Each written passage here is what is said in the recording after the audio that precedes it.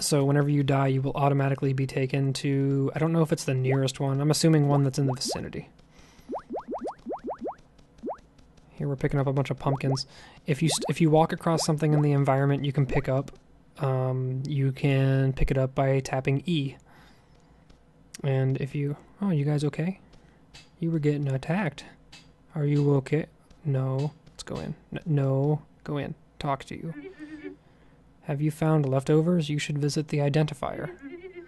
I have my own house. Yeah, if you find leftovers in the environment, it's just an item that mobs can drop it. You can probably find them in dungeons. You can take them to the identifier that we were actually talking to earlier. And they can obviously identify it for you, and that has a chance of being a potentially useful item. So all this having been said, showing you the menus, talking about combat a little bit, looking at the different districts, let's go into the environment and probably get our asses kicked. Oh jeez, look at this guy's freaking squirrel. Okay, similar to... Oh my god, I just got demolished. That squirrel, he's like, put him up. He's like fist fighting me. Mobs are easily identifiable. See, that guy's name is Red. Mobs are easily identifiable by difficulty. If you target them, you can see how difficult they are by the color of their name. So, like World of Warcraft, for example, if you hover over them and their name is, say, just like white or blue or whatever it is, they're generally pretty easy for you to kill. If they're red, stay the hell away from it. I got beat up by a squirrel, so I had to go kill a dog. That was more my speed, you know. So we're gonna just run around the general area outside of town here. Now, this world, I gotta take a second to talk about this. This is just way too good. I love this art style. I love it so much. And I know it's unfair to just compare it to Minecraft, because they are completely different games, but the visual style is... you can't deny how similar it really is. And I love this because I'm getting the shit kicked out of me by this turtle. Fuck. I absolutely love the idea of this because in Minecraft, I always loved the idea of having an RPG with that art style. You know how you have your armor and your swords and everything. I love that. But this is a chance to actually do that. You know, to have this kind of great pixel art, but then have these RPG elements with talents and classes and races and an open world, and it's just, it's really interesting, you know, and more interesting than anything else, even so than anything that's in the game right now, is the entire prospect of what this game could become. We're talking about things like they're going to add lore, story-based quests, geez, what else? Player homes. They're going to add player homes that, you know, you'll be able to expand upon. There's already a pet system in the game. Pets can fight for you. There are some pets that you can even tame and use them as mounts. I saw a picture on the website of somebody riding a crocodile. So this is all just great stuff that has so much potential. And I've had a blast playing it so far. There's already multiplayer implemented, but they're talking about experimenting with an MMO, like Giant Server. These are all things that potentially could take a while, but just a lot of great prospects. This is a great example of a camping area. You'll find these all throughout the world. At the campfire, I'm just sleeping face down like, at the campfire, you can craft things like potions and food using items that you come across in the environment. If you can sleep in the cot, like I just did, ooh, witches, then you'll slowly regain your health, which is nice, because then you don't have to use your precious health items. And I just got fucking pwned by these witches. I immediately regret this decision. Jesus. And we've respawned. Oh god. Attacked by chickens. No! We must save this elf from the wrath of the chickens. Are you okay? I haven't seen you before. Are you an adventurer? Why, yes. Yes, I am. My name is Female Elf. What's your name? Okay, here's a bush. Gotta hit some bush. With bushes, you can find like fibers and wood, and you know that goes towards the wooden blocks.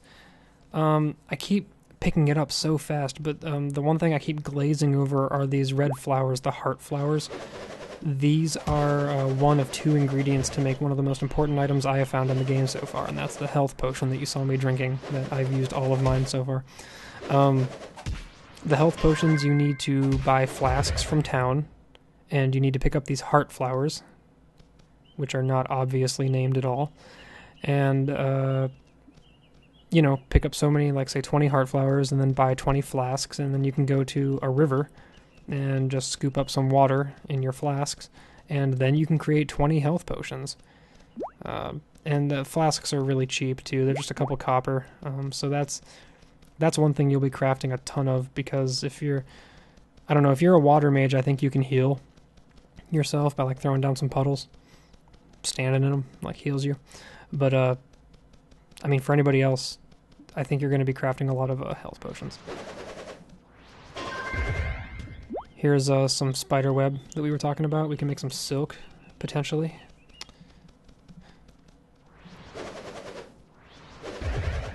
Now see, this is just what's in the game right now, but I mean, there's just so much potential in an open world like this that's just randomly generated and has random mobs. There's so much potential for great storyline quests, and let's face it, the art style is just so charming. It's absolutely charming. It's so good. I was describing it to my friend at work today, like, it's sort of like if your Super Nintendo games were just 3-dimensional. As far as, mostly like with the characters. So good. Now something else I forgot to mention is there are some secondary like abilities in this. The combat, as you can see, is like all real-time. And real-time aiming. It's not like macro-based. So what's cool about this is they have other features that are in real-time, like climbing and swimming are 2 of the primary ones. Now when you level up, you get 2 talent points, and you can put them in climbing or swimming. If you hold down control, which I didn't find this out until very late, but if you hold down control, you can actually climb up things, like trees and mountains and whatnot, and it uses up a stamina bar, and basically you can spec, if you call it that, you can spend your talent points into climbing, and it uses less stamina, so you can climb these ridiculously tall rock faces that, you know, you can't normally walk up, like that one in the distance right there. So there we go. So that's something that has a lot of potential, especially when you look at the fact that, you know, after you spec into climbing so far, you unlock hang gliding, which sounds really goofy. But I saw this screenshot on the website of a character like hang gliding up along those giant blocky clouds in the sky. So there's that too.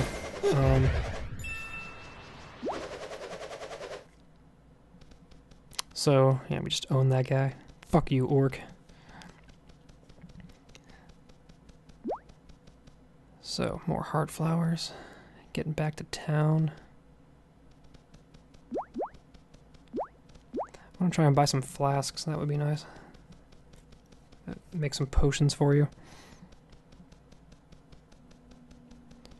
Cecil City. Snatch up these things. That's what I like. You don't have to stop and, like, you know, I want to say, like, harvest all these things. You can just run over it and, like, bloop, bloop, just pick it up. Okay. Crafting district. We need to find the trade district. I'm still a little bit lost. I could open up the map, but meh. I'll just run around. Eventually I'll find something. Still in the crafting district. Probably gonna want to not go this way. Can I use this for anything right now? Yeah, any food items you find, like, oh yeah, okay, so as you can see, I have 3 cobwebs, so I can make this silk yarn, so now I have 3 silk yarn. So that's just an example of how that works. And as you can see, I have 3 out of 20 to make this silk chest armor. So that's how that works. We'd have to burn the shit out of a lot of cobwebs. Right. Okay, need to find flasks. Make some more health potions. Because you need to be properly prepared if you're going to take on a mission and go into, like, say, some catacombs. Like I've tried to do on my other character and failed miserably. Oh, this guy has something to say. Have you already explored the Rock of Arilon? Yes, I have. Oh my god, dang it. He marks it on your map, and it's like out in the middle of fucking nowhere, way past wherever. And I spent forever trying to get there, and when I got there, I didn't know that I could climb. And it was just this giant rock. It was like a sheer face. And I was like, how the hell do I get up? Why did I come here? You know? Like, there's nothing I could do. I got so pissed off. Have you already explored the rock? Yes. Your buddy just told me, actually. Thank you. Okay, so we can go buy some flasks up here. I need to go back there on my other character, actually. Maybe I'll do that in another video, now that I know I can climb. Maybe there's something up there. I love nature, he says. So I can buy all this stuff, but I'm going to buy a glass flask at 2 copper apiece. Now, how many heart flowers? I have 6 heart flowers, so I'm going to buy 6 flasks. There we go. Perfect. You can just move your character, like walk with WASD to get out of those menus, but I keep like left clicking or right clicking to try and move because I'm used to playing WoW, and instead it just like casts a fire spell. I need to stop doing that. I'm just burning down everyone's shop. I'm looking for a water source real quick so that I can make these health potions. But there should be one right up here, over these fields. These majestic fields of wheat. Pumpkins! Yeah, all the food-based healing items, some of them heal you for less. You can find these ginseng leaves, they heal you for a fair amount, not as much as the potions. And these pumpkin rolls that you make heal you for, like, I don't know, not that much. And all the food-based items, you do have to sit while you eat them, but the potions are great because you can use them in combat. Okay, so now we need to fill up all of our flasks with... What do I open? What is this, X, I think? Yeah. Yeah, water flasks. So if we can just hold this button down, and it'll make 5, 4, 3, 2, 1. There we go. And now we can go into here, and we have all the ingredients we need to make potions, make health potions, and then we will make sure they're equipped to our hotbar. And there you have it. We have 6 life potions. And we are ready to take on the world of Cube World and all the cubey monsters. So that's everything for today. I cannot wait to play more of this.